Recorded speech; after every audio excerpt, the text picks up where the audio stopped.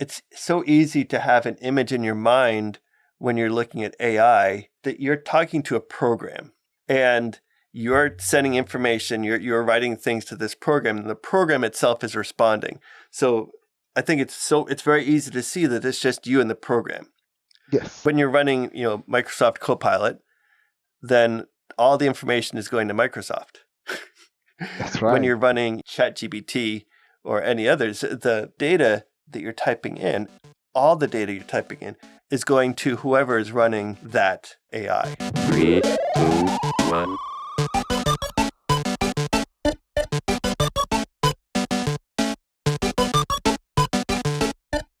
Welcome to Love Machine. Welcome to another episode of Nerding Out with That Nerdy Catholic. I'm Seth Payne. I'm here with my ever co-nerd, Cesar. Hello.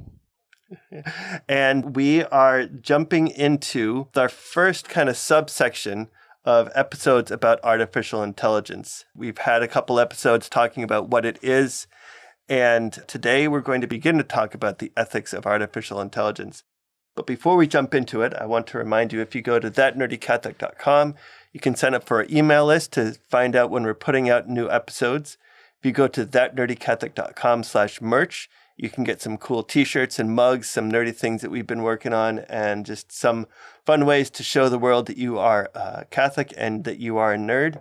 And if you head over to thatnerdycatholic.com/support, you can support us financially, and we appreciate any support that anyone gives us. So jumping into this question of ethics, and there's so many different areas of questions of ethics and artificial intelligence. And I feel like this topic just keeps getting more and more pertinent and more important as artificial intelligence gets so much bigger. All the talks around the data centers, about electricity with the data centers. So one of the areas that we're going to be looking at is the question of copyright in artificial intelligence. We'll be looking into the question of universal basic income has been a phrase that's been talked about, especially in one of the recent presidential races, of this idea of people getting a basic income level. That has actually been talked about around artificial intelligence, thinking about if artificial intelligence is going to take many or all of people's jobs, then how are people going to survive? And, that's kind of getting into a bigger conversation about livelihood of different people in the world of artificial intelligence. We're going to get into the meaning of work. What does it mean for people to work in an age if machines are doing most of the work? I'm excited for this one. We're going to be looking into some of the encyclicals of the church going all the way back to Pope Leo XIII, back in the late 19th century at the time of the First Industrial Revolution, all the way up to Pope Leo XIV and his thoughts on artificial intelligence. And then there are a few other areas we're going to go into, but I'm really excited about this whole section on ethics. But today we're going to start out with the question of privacy in artificial intelligence. So Cesar, where are we going to start off?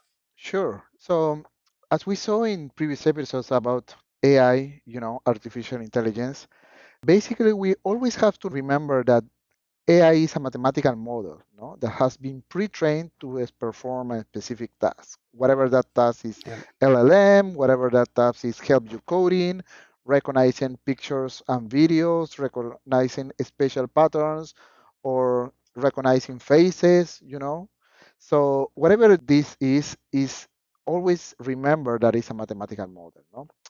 But what is the goal? And let's look from the enterprise perspective, no? So a couple of months ago, I should say last year actually, Microsoft AI CEO said that the goal of Microsoft Copilot was to see what you see, hear what you hear, and know what you know.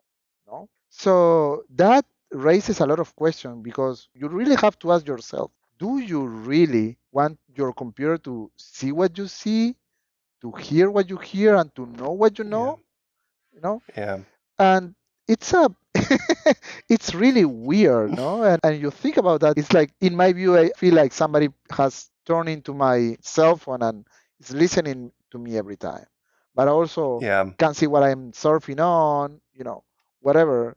So it's really creepy, no? And then Yeah. I remember also Satya Nadella, Microsoft CEO, in an interview regarding Microsoft Recall, say that this recall feature will help you recreate moments in the past. No? And then the interviewer asked him, some might think Microsoft is able to screenshot every 5 seconds of all the activity that I'm doing in my computer. Don't you think that's Yeah. really creepy? No. Yeah. It was a fine question. After this ethics series, we're going to be talking a bit about, the metaphysics around AI. What is this intelligence actually? But I think where that touches into this, and I think one of the things that we're going to be coming back to a lot in this episode around privacy is Yeah. who is getting this information. Exactly. Thinking about Microsoft or, it's so easy to have an image in your mind when you're looking at AI that you're talking to a program and you're sending information, you're writing things to this program, and the program itself is responding. So I think it's very easy to see that it's just you and the program. Yes. When you're running, Microsoft Copilot, then all the information is going to Microsoft. That's When right. you're running ChatGPT or any others, the data that you're typing in, all the data you're typing in is going to whoever is running that AI. You're right. Yes, because when you are using Google Gemini, all is going to the Google servers, no? And Yep. Microsoft Copilot go to the Copilot service. Just talking about what you said, Seth, we have to make distinction because we extensively talked in last episode about what is the mathematical model. But when we talk about Yep. this ChatGPT, Google Gemini, Microsoft Copilot, those are basically software composed in two parts, right? The Mm-hmm. first part is the model, and we talked extensively in previous episodes about what is the model, no? But the Yep. second part is the agent. So that's Mm-hmm. the piece of software that interacts with the model and with the person also, no? So Mm-hmm. so Yep. what is the agent doing is key to know who is actually accessing my private information. Yeah. So thinking about agents, as you said, when you go to ChatGPT, you're typing into the agent, and the agent is interacting with the trained model on their servers. Yes. And so, as we said before, anything you type in is going to someone else's server. Yep. But one of the things, and actually, Cesar taught me this last year. He helped me get it on my laptop. You can run different AI models on your own computer. And I have a MacBook Air, so it's not a terribly powerful laptop. I mean, it's a decent one, but it's not really powerful. But I can run one of these smaller AI models right on the laptop. And so there's a great program called Ollama. It's Ollama. And so you can download this program on your computer. And then through that, you can download a number of different models. There are some larger ones that can't be run on just a regular laptop, but there are a few different smaller AI models that you can run right on your laptop. And the great thing with this is if I'm running this on my laptop, the model is on my laptop and the agent is on my laptop.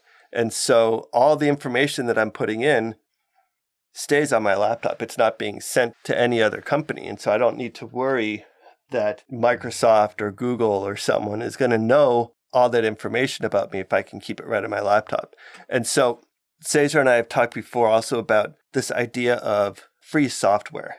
And Richard Stallman, who was one of the founding members of the free software movement, you Yep. think about Linux, Apache.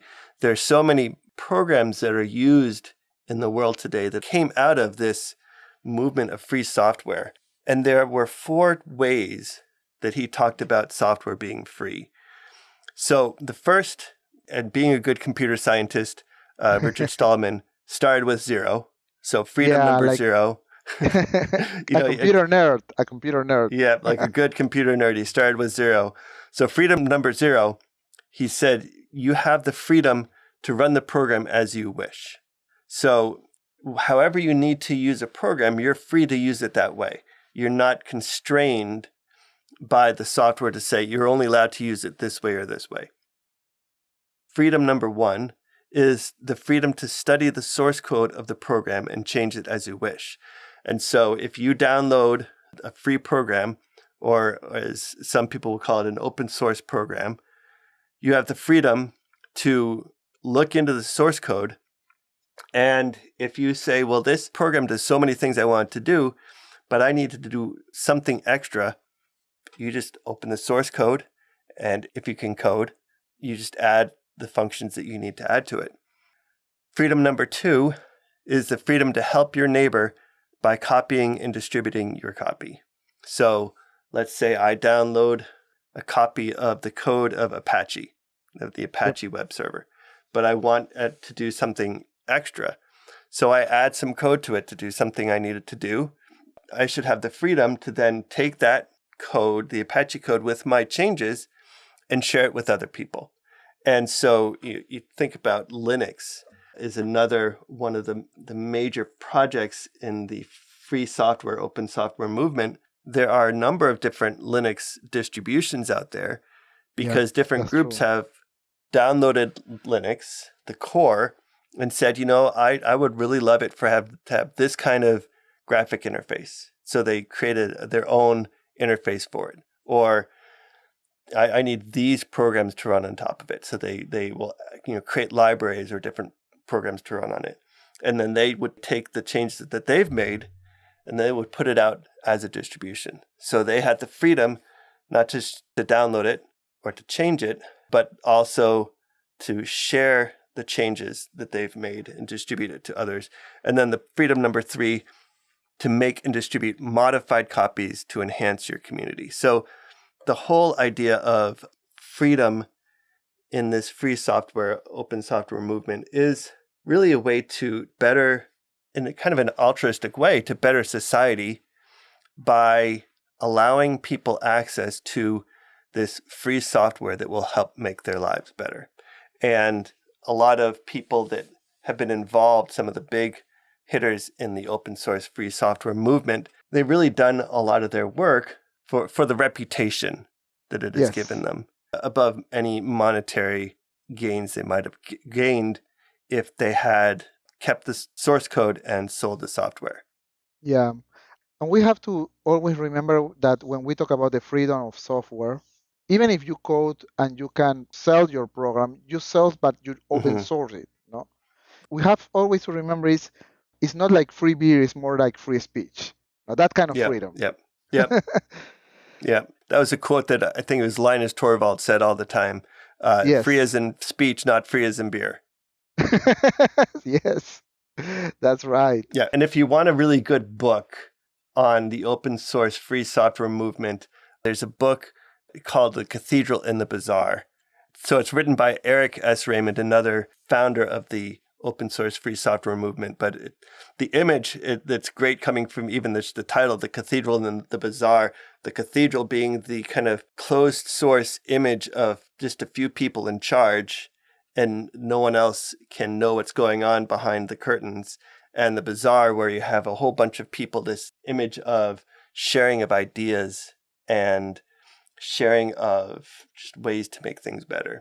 That's a good point.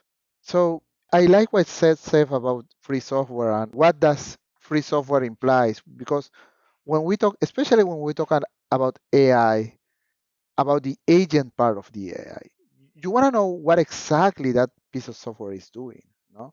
And if you go to Microsoft Copilot, Google Gemini, or Apple Intelligence actually use ChatGPT's one, but those are closed source, no?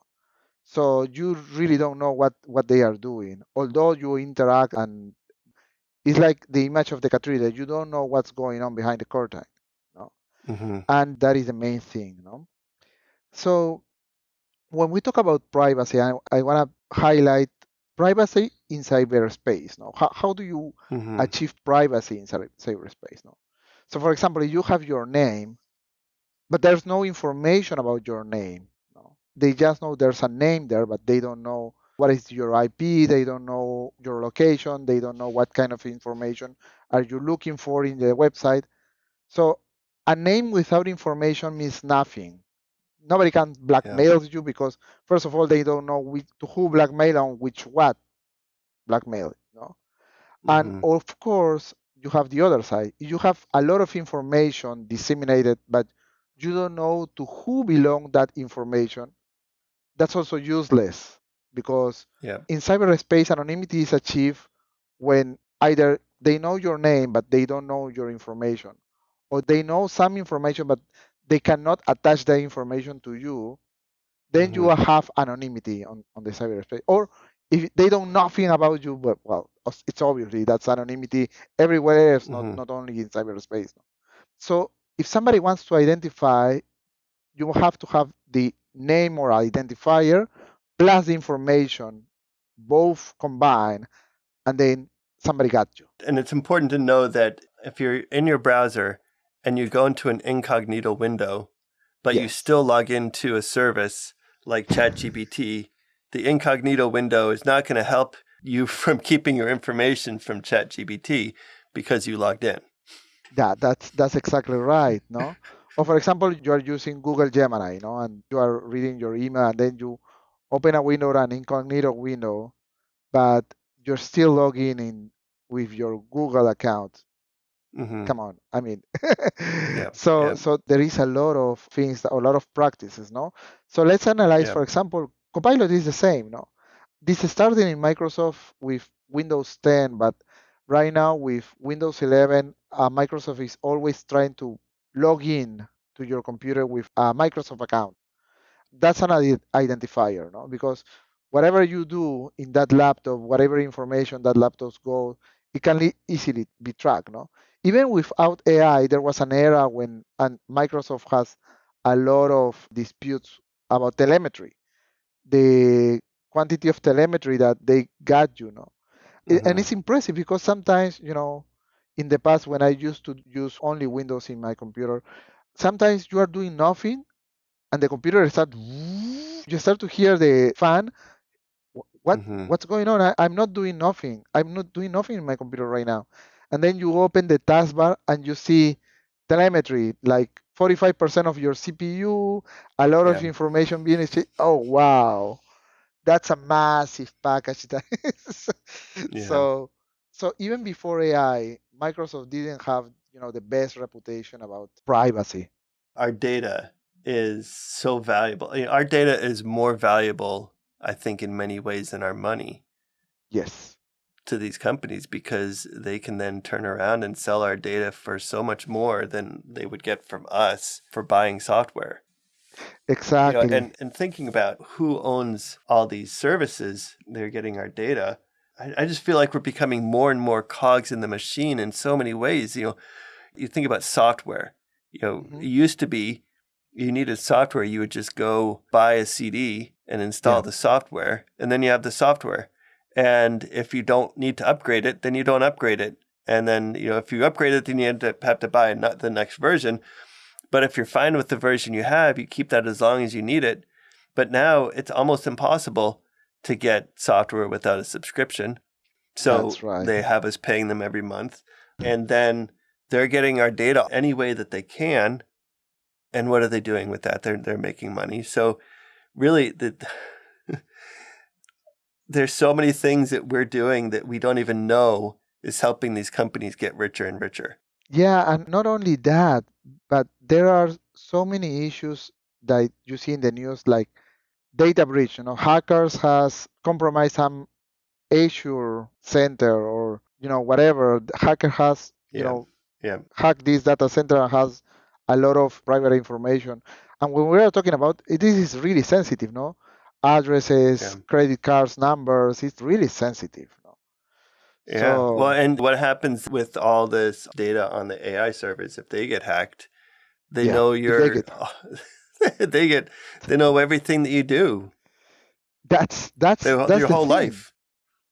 They know your whole life because your computer stop being your computer and it's kind of a terminal to the servers of the big corporations. You know what I mean? Yeah. And sometimes, especially with AI, even before AI, there was a good thing that is called end-to-end encryption, no? Because for the guys that are a little more nerds, There's RSA protocol that goes with public and private keys, and you can have a totally end-to-end conversation between two people at the end of their computers, and nobody else will have the ability to decrypt that, no? Mm-hmm. But AI right now poses a big problem to end-to-end encryption because let's take the example from Recall. Recall can do a screenshot, and when they screenshot, they are taking the screenshot of the plain text that you are writing, not the Mm-hmm. encrypted text after the fact, no? So Yeah. that's a problem. That's breaking the end-to-end encryption with AI could be easily done, no?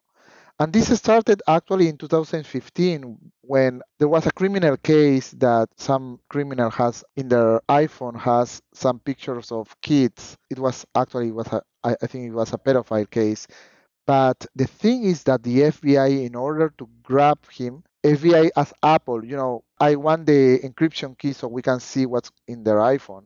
And Apple refused that in the first place, and that's why Apple has the big privacy bastion. But at the end, the FBI told them, well, I understand you want the privacy. I need a way to, even though you have the end-to-end encryption, to know if somebody is taking inappropriate photo of kids. No? And that project was the CSAM detection system. No, CSAM, the CSAM stands for Child Sexual Abuse Material. That's the CSAM. And Apple got a CSAM detection system. And how that they do it? They install the face recognition and things like that. They install a software in their system that can recognize if a photo is related to CSAM, right? And that system can recognize instantaneously, no? And it kind of triggers an alert to headquarters and they will know, no? So in that way, no human can see what's in your phone, but AI is not a human. So with that, Apple can still claim that they are being private to you, but at the same time, they can know what kind of picture you are taking. Because Right. whether you can recognize, see some photos or any other type of photos, because that technology is not limited, you can do recognition of any type of photo, not only see some photos. No? And that's the beginning of AI. That was before the big LLM Yeah. revolution. No, so imagine what can it be done now. No. Yeah. Yeah. And the issue around encryption and some all these programs that are eroding privacy can be couched so easily in language of, well, you don't want these pedophiles sharing all Yes. these pictures. Well, of Yes. course not.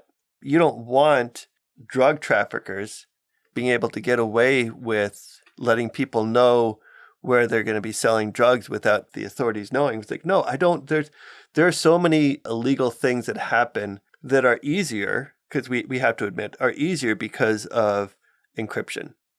But Yes. at the same time, the question is, who do you trust? Anyone that has the ability to see past anyone's encryption, you have to be able to trust them. Yes. And so this whole idea, then, as you said, going even further with AI, if AI can, in many different ways, whether it's your connection to an agent, a remote agent, and they're taking screenshots, or if there any way that it can get around any encryption or any privacy, is worrying, Yeah. because you don't know, even if there are some trustworthy people on the other end, there's no guarantee that everyone on the other end is trustworthy. You don't know who's on the other side looking at your information. And it is so easy for people to say, well, you're just fear mongering.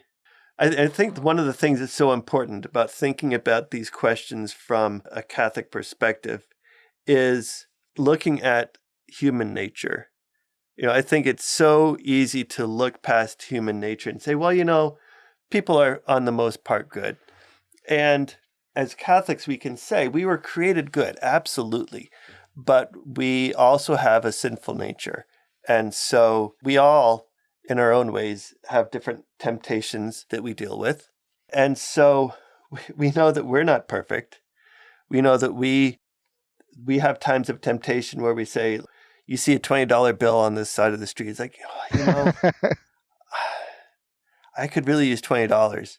Or Yeah. should I hand that into someone? If someone has access to your personal data and they know, it's like, well, they're not going to know that I sold that data to someone else.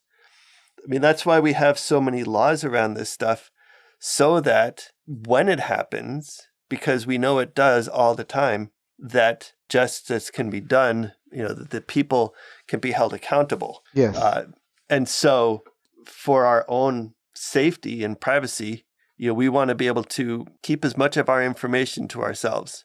Yeah, and the other thing is that when the United States, the founding fathers, when they think about building a new republic, creating the United States of America, they were thinking about the government to serve the people. And they were Yep. thinking the government should be transparent and the people must have their privacy. Yep. And right now, more than 200 years later, it's kind of the other way around, no? The government wants to do the things without anybody knowing, but they want to know what the people are doing, which is flipped. I mean, Yeah. it was never an intention. The question is, what's more important to you, privacy or security?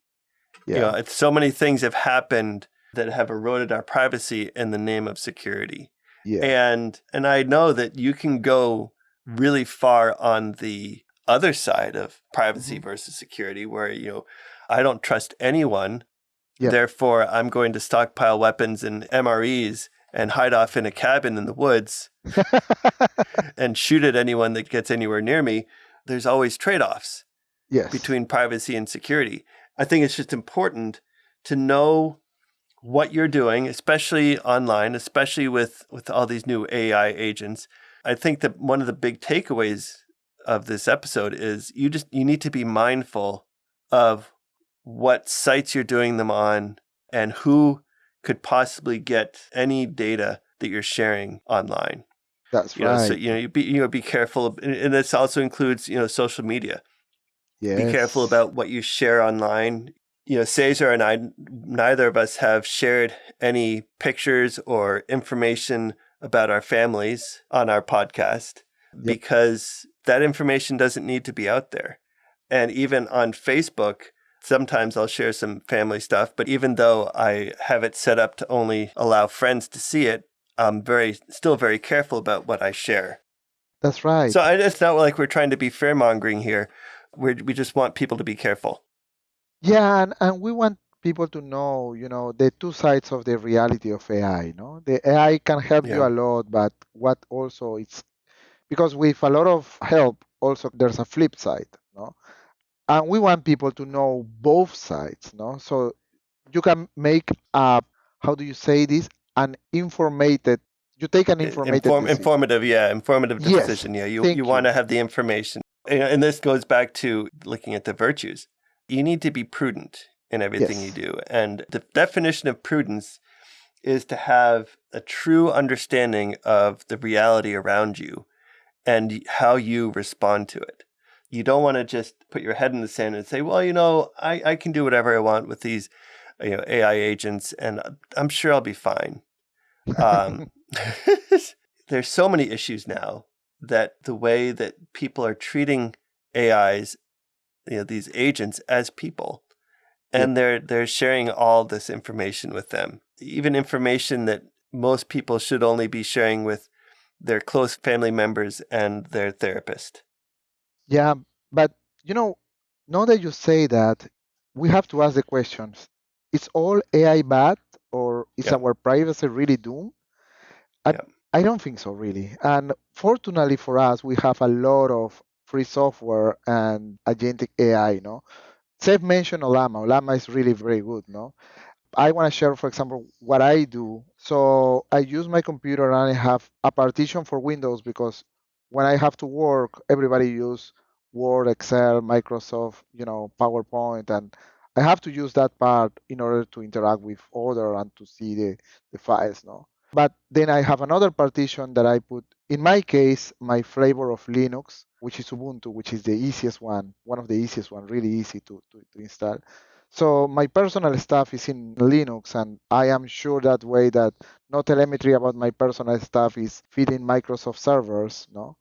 And when we talk about AI, a very good solution is Ollama. No, you just download Ollama from the Ollama site, ollama.com, and then download it if you like to use, for example, like my friend said, he likes to use Apple. It is for Apple. No, if you still want to use it on Windows, there's for Windows, and of course there's a version for Linux too. No, and I start looking at what AI model you want to use. No, for example, if you want to start downloading Llama 3.2, just you open your command center and just type Ollama pool Llama 3.2, and that will download almost 3 GB of the model. No, once that's downloaded, you just type Ollama run Llama 3.2, and then voila. At that point, literally, you can disconnect from the internet. Yeah. You can disconnect from the internet, and you can have that conversation with the model, and you can be sure that there's no data transmitted, because you can turn off your Wi-Fi and you will still see that the model is still there because everything is running from your laptop. I'm looking at right now on the top bar on my Mac, I have the little llama icon saying that it's running, and there's a little down arrow. Every few days, they update the model, so you can download the latest model and then have the latest data in it. But as you said, as soon as you download it, you can disconnect and use it as much as you want and not worry that any data is being sent to anyone. But Exactly. it's been very useful. And as I've shared before, I use it for taking the transcripts of our videos and using it to help generate the description text and summaries, the tags and titles and poster text and everything. So it's been a really helpful tool to process all the data, the things that we do in our recordings. Yeah, that's right. And it's really, really easy to use, no? Mm-hmm. Ollama, it's really easy to use. It's sure that it's all running from your computer, no? And has model that recognizes video, has model that recognizes photos. So it's really helpful. It's really helpful now. And when you just want to stop using the model, just type dash by, and the model closes, and you go back to your computer doing your normal things. No. Yeah. So one of the things that we want to close off this episode about privacy, whatever program you're using, whatever OS you are using, be mindful that the more information you put to your OS, and that OS send this back to headquarters, is the more privacy you are losing. No? Some of the recommendation, if you use Windows, for example, there's a way that you can still don't sign to a Microsoft account. No, just when you want to do a specific thing, you just sign in the app, but you don't need to sign your whole session when you log into Windows to a Microsoft account. No, similar to Apple. When in Linux, it does. You don't sign in. You just use username and password, and that's all local. No. And please remember the rule of privacy. No, in order to have privacy in cyberspace, you need to have your identifier plus the data attached to your identifier. No, whether you take out the data or take out your identifier, you can be anonymous. No? But when you are putting both together, somebody can easily identify you in the cyberspace. That might be a good person, or that might be a bad person, and that's when trouble start to happen. No? Yeah. And scams start to go to your email or things like that, and you don't want that. You really don't want that. I'm so thankful that I grew up in an age when people didn't have access to any of my information. There's no internet. People always say, oh, this is such a simpler time, but it really was. We are being very careful with our kids to keep them out of all these, off of social media, all these things. And so, really trying to help them to learn to be careful with their information and who they talk to and who they share information with. Yes. And please remember, our intention in this episode is not to scare you, it's not to be fearmonger, but to inform you that technology exists and what is installed in your computer and what is the possibilities of that technology. So just be mindful as and assess said, in order to be prudent, you need to know. And Yeah. so we let you know what is Yeah. possible with this. No. Well, and I think this is something else we'll be coming back to a lot, is that Cesar and I are at heart big nerds. And so AI is cool, and there are some really neat things you can do with AI. Yes. But, as we said a couple times, you need to be prudent and you just need to be careful, both with your information, but also how you treat it. And privacy is just the first of the things that we want to talk about as far as some of the ethical issues around it. And so come back for our next episode. We're going to be looking into, the meaning of work and what is it going to mean that AI takes people's jobs? What does work mean? And what is work going to mean when artificial intelligence starts taking more and more of people's jobs, both for the quality of the work as well as what people are going to do when their job is taken from them. So join us next episode when we jump into that. But for now, I want to remind you, if you go to thatnerdycatholic.com, you can sign up for our email list and get notifications when we put out new episodes and other things that are happening in the Nerdy Catholic multiverse. If you head over to thatnerdycatholic.com/merch, you can get some cool t-shirts and mugs and other cool nerdy things to wear and show off. If you head over to thatnerdycatholic.com/support, you can help support us financially, and we would really appreciate it. I also want to remind you, if you go to thatnerdycatholic.com/AI, that is the page that we've set up to follow this series. And on the bottom of that page, there is a form to fill out. If you have any thoughts, any questions, any topics you would like us to cover, just go to thatnerdycatholic.com/AI and share your thoughts with us there. So I want to thank you again for joining us. Cesar, it's great as always talking to you. Oh, it's a pleasure, my brother. It's really a pleasure. All right. God bless. God bless. Bye-bye. Bye.